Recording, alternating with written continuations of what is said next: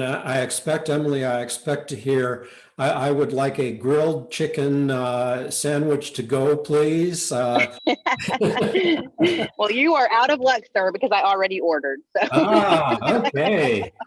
She's efficient. She's efficient. What's your favorite there? Emily, what's your favorite at chicken? Welcome, everybody. My name is Kat Sanford, and I am the creator of the Life Matters Facebook group and your host of Conversations with Kat and a heart-centered business and life strategist. So just a little bit about me. I empower entrepreneurs and business leaders to align with their heart and be able to experience more financial and time freedom in their lives and in their businesses. So my superpowers are creativity, ideation, and strategy, and my passion is abundance. And so that's why we're having the conversation with Kat today, because my intention is to have a chat, a conversation with some of my wonderful mentors and experts in different areas of life to help you get the tips and inspiration and tools that are going to help you just have a more full and blessed life. So I am super excited today because one of my mentors and friends, Tom Boyer, is here having a conversation with us today. And Tom is a mindset and manifestation coach and so much more than that. His clients utilize him for expanded awareness on various topics, leading to greater ability to manifest deeply meaningful results and experiences. And that is so true. I have been working with Tom for a while now, and he is the perfect blend for me of someone who can hold a space for me as I journey through my own self-awareness, and also really great at giving me practical steps and strategies to get to project completion in a lot of areas of my life. So this month we are focusing on money. This is part one of our Money Matters series. And so I asked Tom to come kick us off. It all starts in the mind and with consciousness and awareness. So I'm going to ask everybody to take a deep breath, even if you're listening to the replay, because money is so emotional. And before we get started, before I turn it over to Tom, if you can read this, if not, I'll read it to you because it's a truth bomb. It says, redefine what you think is possible. And so I just pulled this out of my truth bomb deck today, and I thought it was so cool and so fitting when it comes to the conversation of money. And that would be my big hope for you, that after this conversation, you start thinking differently about what's possible. So Tom, what do you have for us today? Thank you for spending your time with us this morning. So blessed to have you here. Well, thank you. And thank you for that very kind introduction. And yeah, it is true. My clients use me for awareness, for service and support in creating deeply meaningful results and experiences. And I was excited when you invited me to talk about money because it shows up in almost every coaching, not necessarily every coaching session, but it's something that shows up almost universally in people's consciousness. And I've thought about it a great deal, experienced and worked with it a lot. Real briefly, I grew up in the Midwest, very, very middle class. We never wanted for any of the essentials, but as I like to express it with people, I could always tell when it was getting close to the end of the paycheck by the food that was on the table. So by no means poor, by no means what would be generally classified as rich. Where I am in my life today, just regarding money, I'm very grateful to say that I'm extremely satisfied and very, very grateful for my life and for the money that is there. So one of the things that is important to me is that people focus on qualities in their life rather than a particular result. So for example, someone could have a great deal of money, But if inside themselves, in their consciousness, that was to make up, or something like from a childhood where they felt deprived, that's not an abundant consciousness. So again, I'm very grateful to say that I'm satisfied with where I am and very grateful. No debt, mortgage with my partner Kathleen, and that's it. We own the car, the equipment, everything else that we have in our lives outright. And that's a very, very nice place to be, where I'm not worried about shelter, clothing, health, or food. So that's a great place to start. Money. There are two major aspects of money that I would like to address today. And, Kat's very brave in having me do that. We have not addressed these in our coaching yet. And most people are shocked, would be a good word, maybe surprised. If it's not shock, it's surprise in the way that I like to work with people and deal with money in their life. So basically, when people say, I'd like to have more money, I'd like to be making more money, earning more money, or whatever, just very quickly, individually, it's always different as we work with people. But very quickly, what we get to is that money is basically, in our consciousness, a representation of value and or energy. So basically, and this is the first surprise for people, is the conversation and the consciousness will always come down to value and energy. And then very quickly, it will come down to if people are having challenges with money, in one way or another, they will have a consciousness that says, I do not have enough value, or I don't have enough energy.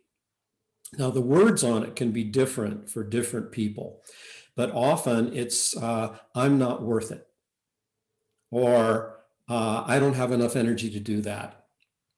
They're not worth it. It's not worth it. And you will always find a bottom line of a consciousness of lack in energy and or value.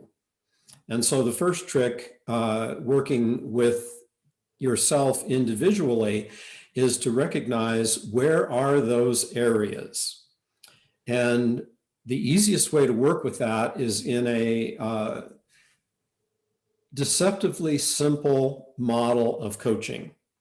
And if anyone listening to this has opportunity to get to pen and paper, this is worth writing down or worth remembering.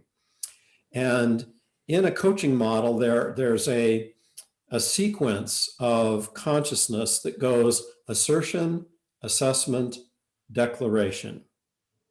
And very briefly, assertion is something that, without being legalistic about it, is true. It's a fact. Assessment is anything that you add on after that.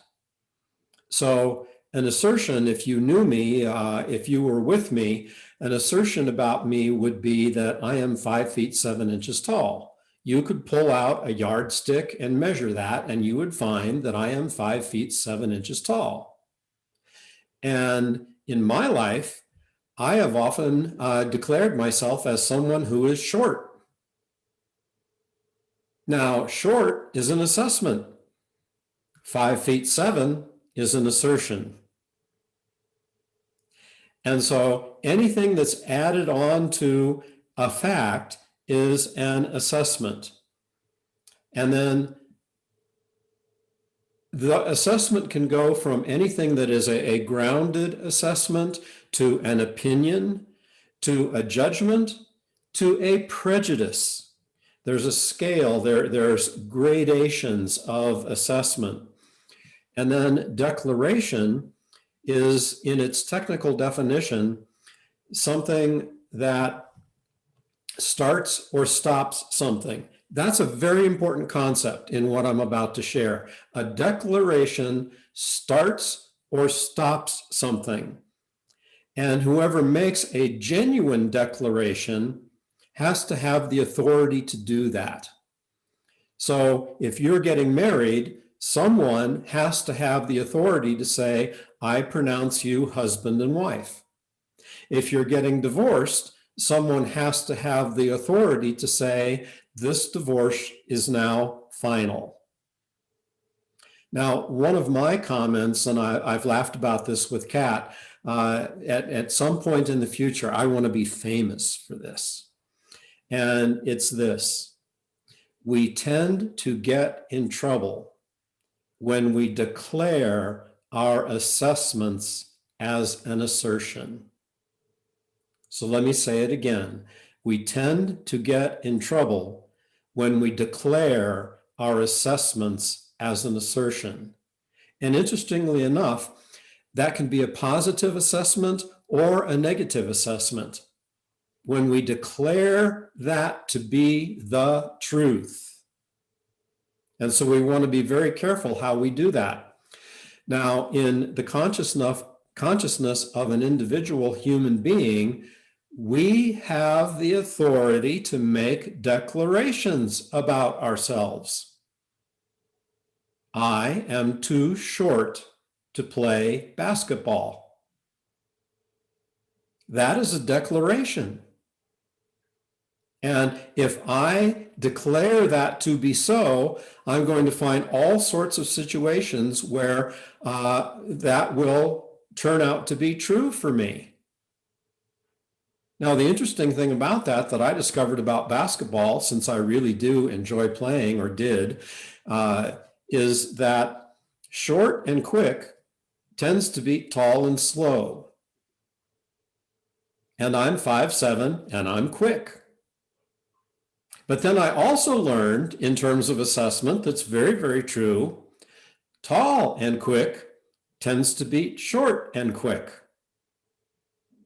So we want to be very careful about our assessments. That tends to take us in a particular direction, and a judgment locks us into something.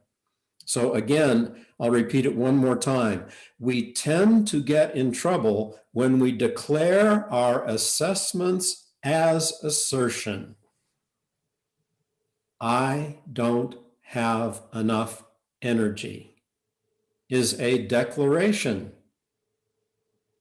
Ooh. I am not valuable. I am not valued. And almost all of us, as we grew up, we had situations where someone did something and we made a declaration that in their eyes, I must not be worth it. I'm not worth it to them. Or there was something that we really wanted to do and we did not find the money to do that. And then just go, well, I'm not valuable enough to have XYZ. So the first real encouragement that I have on the individual level of consciousness around money is not so much to look at the bank account. That is an assertion. There's X amount of dollars in the bank account. There's X amount of dollars that's owed on the credit card. There's X amount of dollars for the mortgage for the house, whatever. That's all assertion. But what are the declarations that might be there? I don't have enough to have the house that I want. Oh my goodness, wait a minute. That may be momentarily true.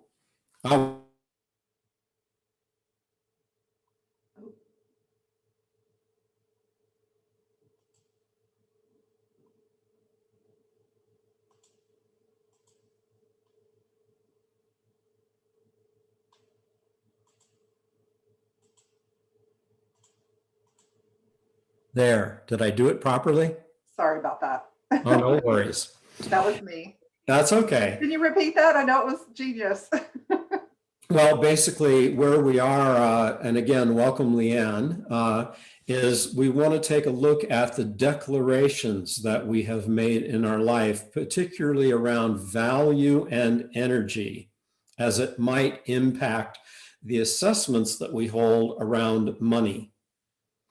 And so the bottom line declarations that people tend to make against themselves in money is, I am not valuable enough, I'm not worth it, and or I don't have enough energy to do that. There's not enough energy.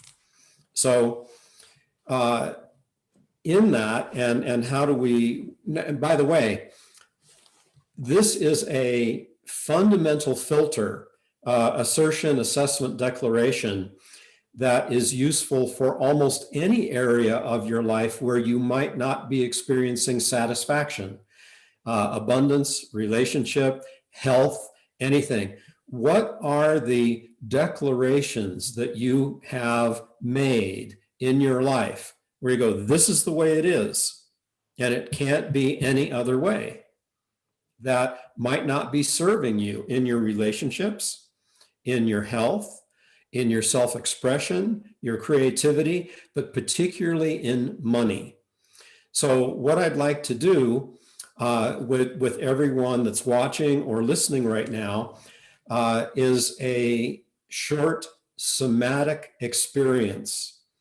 And one of the main areas in our culture in the United States in particular, where we are lacking in awareness, is in our soma, in our body, in our physical relationship to how we work in life.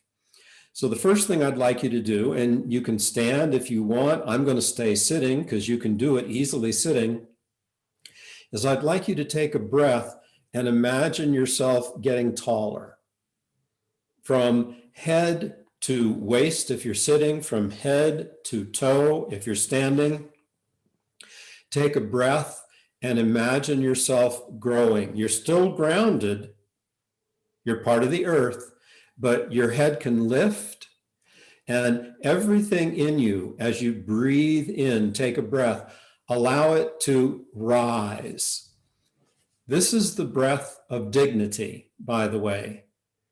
The breath of dignity. And as you take that breath, say to yourself, I am enough. Nice big breath, lifting high. Oh, good. I'm watching one person get a big smile on their face. I am enough.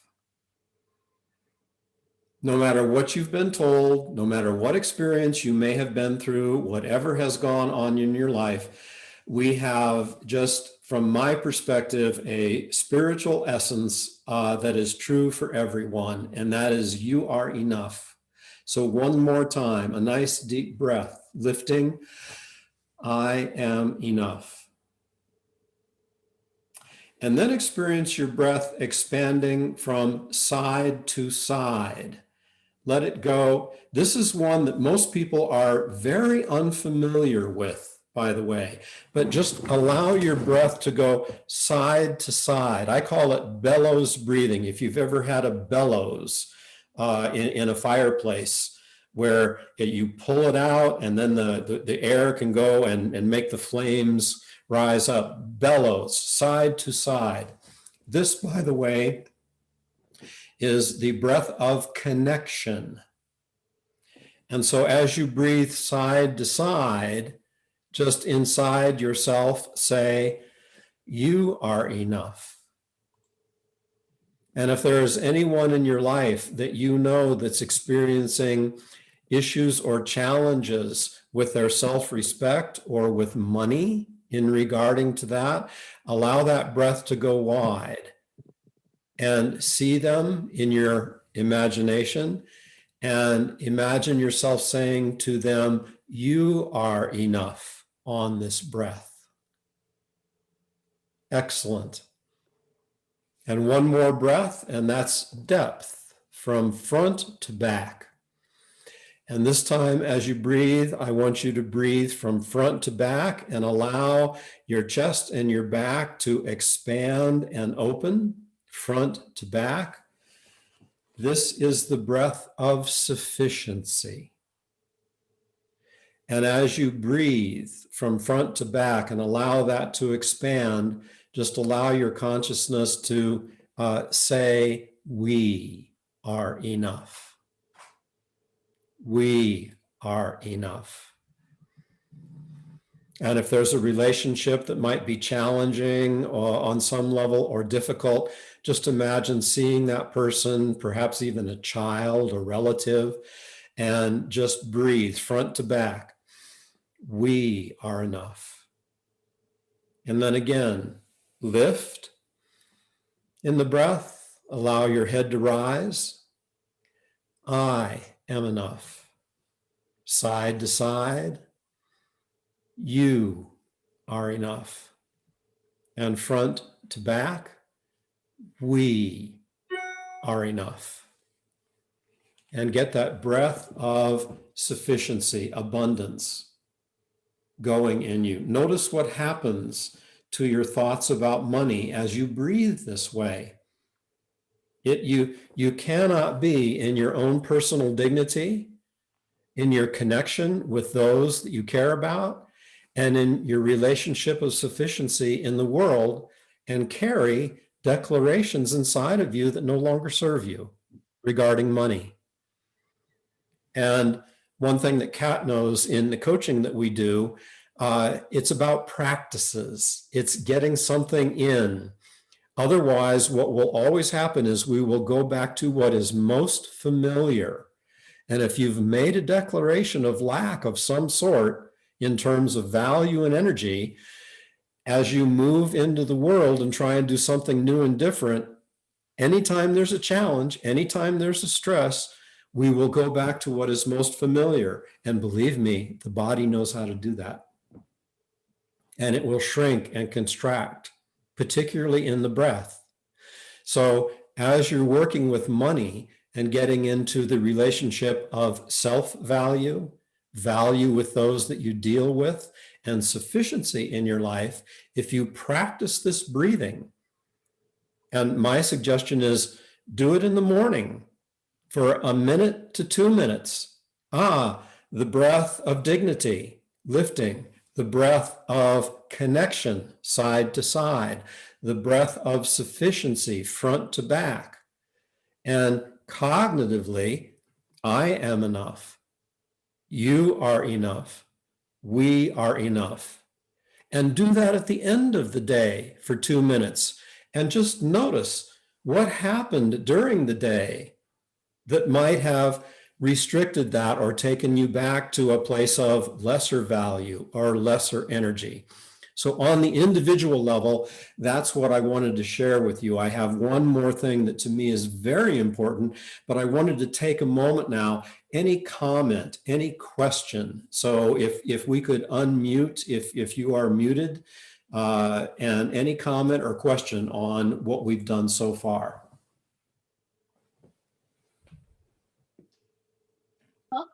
I just want to say that, wow, that's powerful. I've never done that before. And it's so important.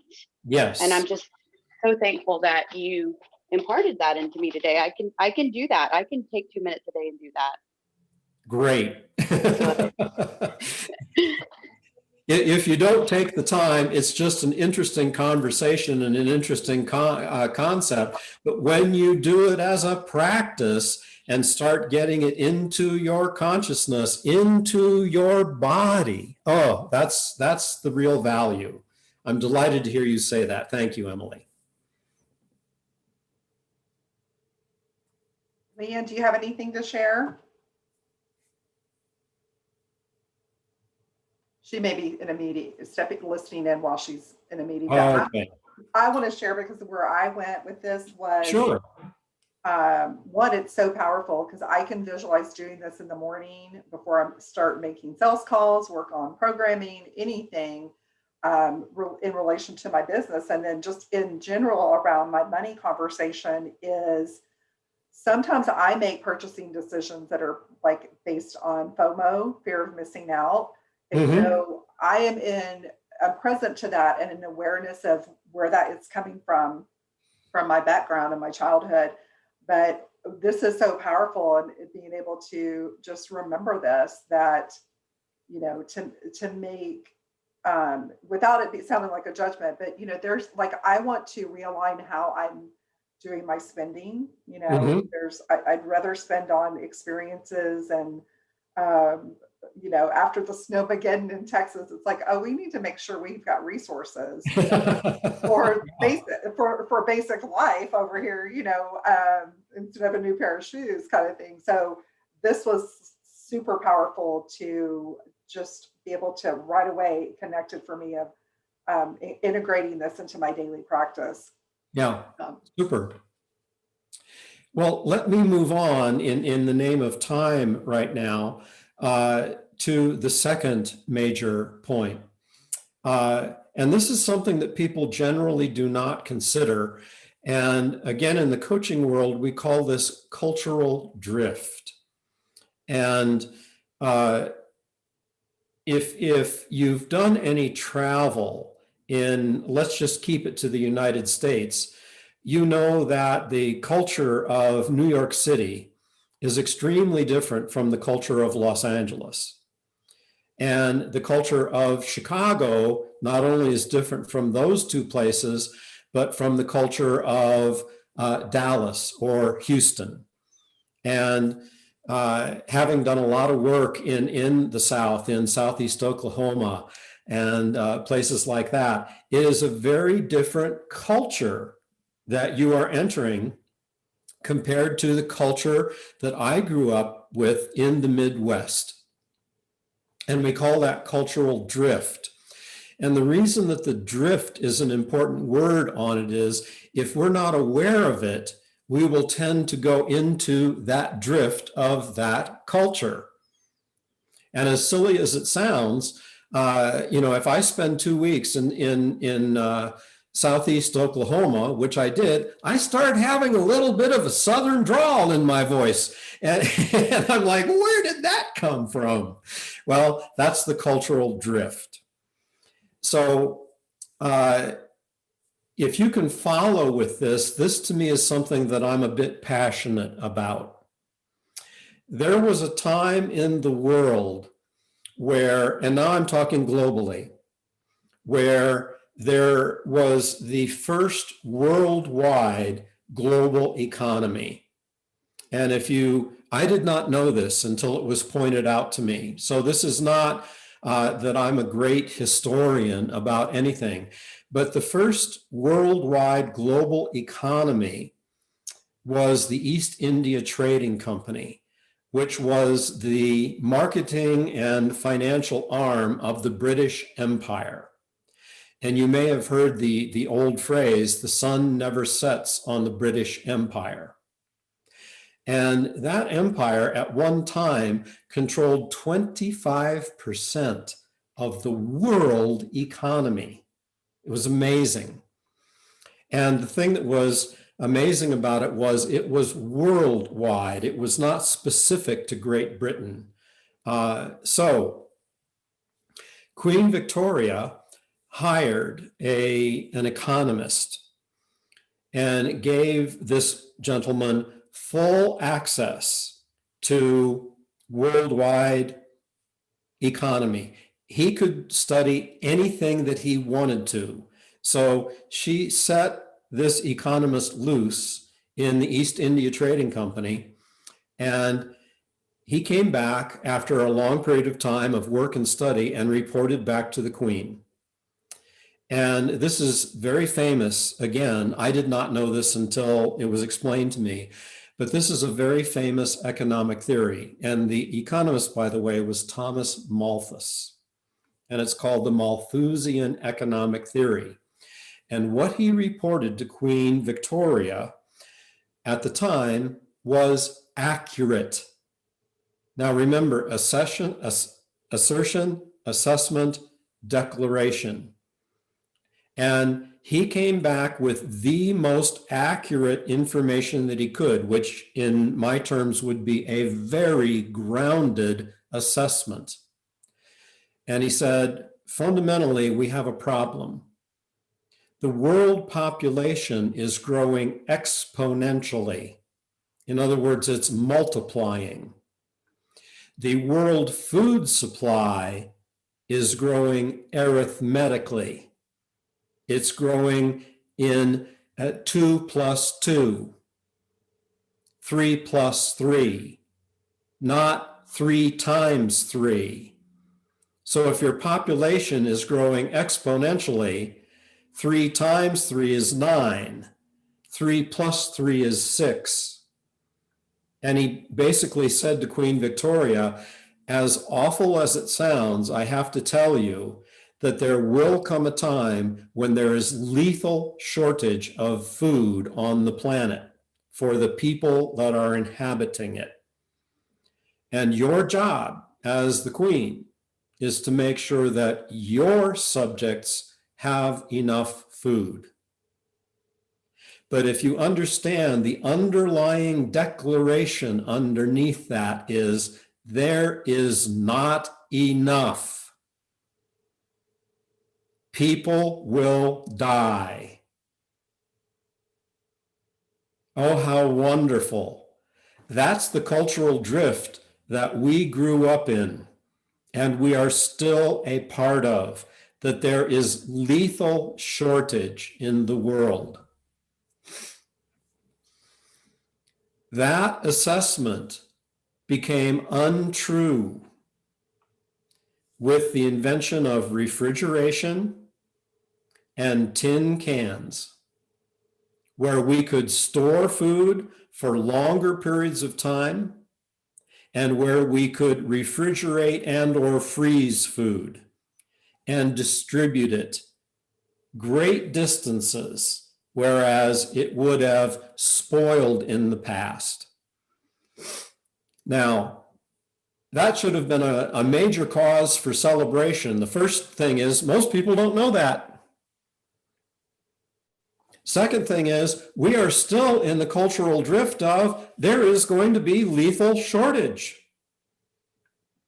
And that declaration, that world declaration, you still see every day. Now, this is not to take away of the tragedy of people not having enough food and et cetera, et cetera. But what I'd like to share with you is simply that if we can hold the consciousness of, no, there is enough, and bring our empathy and compassion to where we are still in the cultural drift of, no, there's not, that's the first shift, in my view, of consciousness that wants and needs to be made. And so the cultural drift is, there is not enough. You are not enough. And the first place we want to go in terms of assisting this lack consciousness in the world is there is more than enough.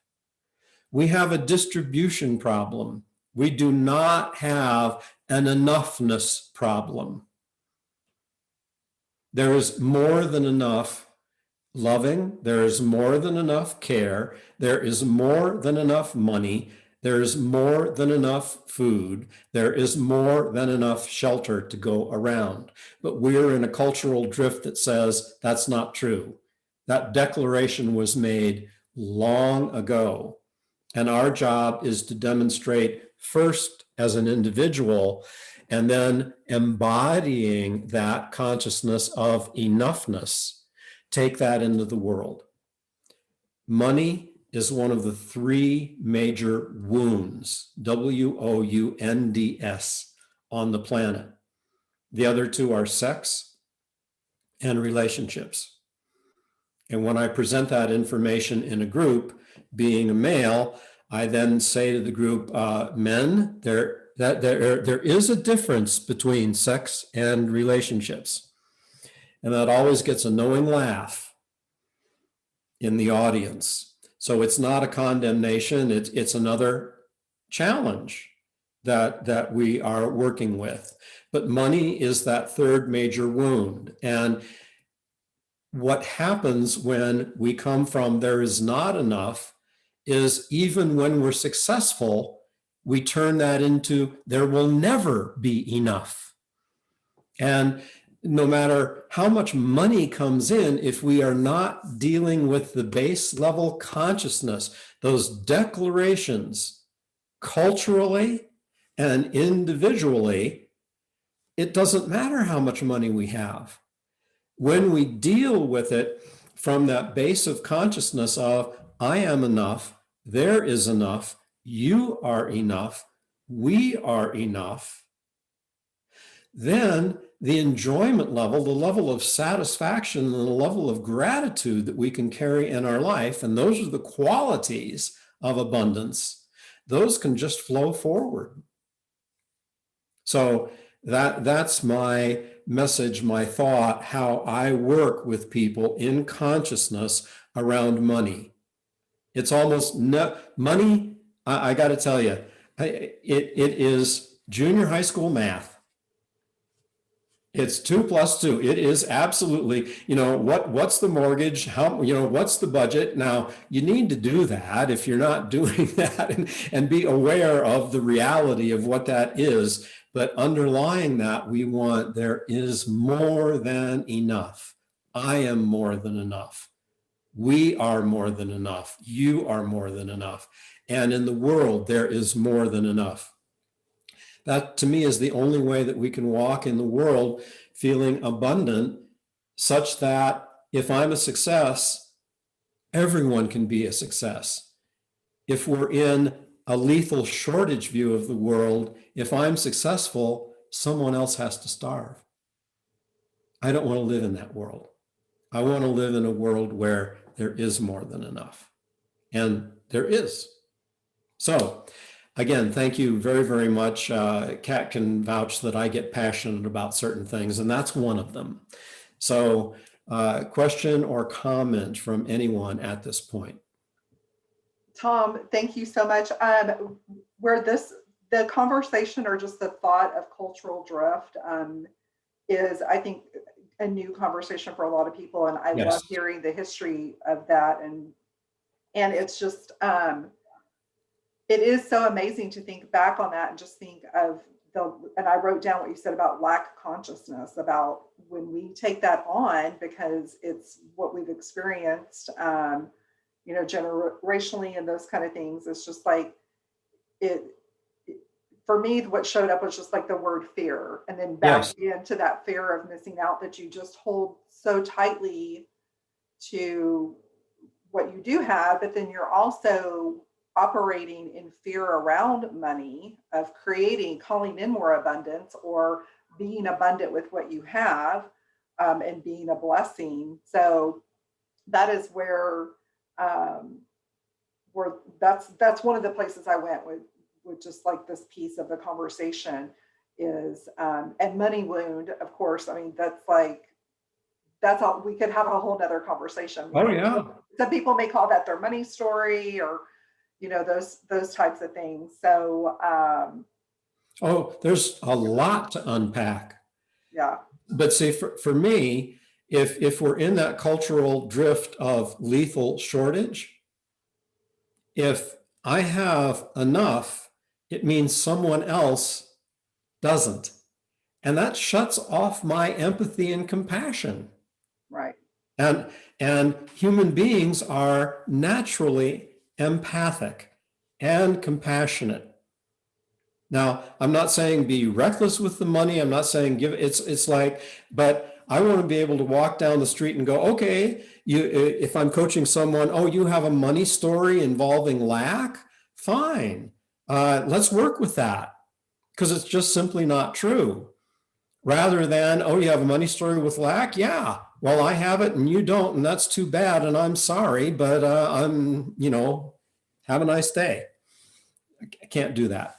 Yeah. So yeah, that cultural drift is very, very important. And we have that in so many areas. It's another one where people can really start looking at the consciousness inside themselves in terms of creativity, in terms of relationships, and anything. You know, what's the cultural drift that we came from the Midwest? It's very different than from the Deep South. It's very different when I have a client who grew up in a neighborhood where everyone owned their own business, and then a second client who grew up in a neighborhood where everyone worked for someone else. Those are very different cultural backgrounds, but ultimately there's more than enough for everybody. There is. Thank you so much. We could dig so deep into this conversation, and that's no surprise since money wounds are one of the top three. You know, could have a whole conversation around cultural drift and the other teachings. I love for me, anybody listening to this conversation on the replay, I think this is an awesome starting point. Is just raising your awareness around how you're thinking about value and energy and how it pertains to money. So I know I'm going to be putting these practices that you shared today into practice for myself. So yeah, thank you so much. If somebody wants to continue this conversation with you and find out more about how you work with clients, or just get some more support around their, things like mindfulness and manifestation, and like I said, so much more consciousness. We talk about those. You and I talk about intentions a lot, and then we also talk about things like next actions and completion. All of that to be said, what is the best way that somebody can connect with you? The easiest way to connect with me is through email. Okay. And it's tomboyercoach@gmail.com. Made it as simple as I could. tomboyercoach@gmail.com. Great. And if well, thank you, Pat. Yes, absolutely. And I encourage everybody that's viewing this video to connect with Tom and just get the support that you need. And thank you for tuning in for this episode of Conversations with Kat on our Money Matters series. And what a great way to kick it off. We're going to be talking about budgeting and chatting with a financial planner and a bookkeeper before the month is out. So thanks for kicking us off on just getting our heads right and raising that awareness. So we so appreciate you. Thank you for having me.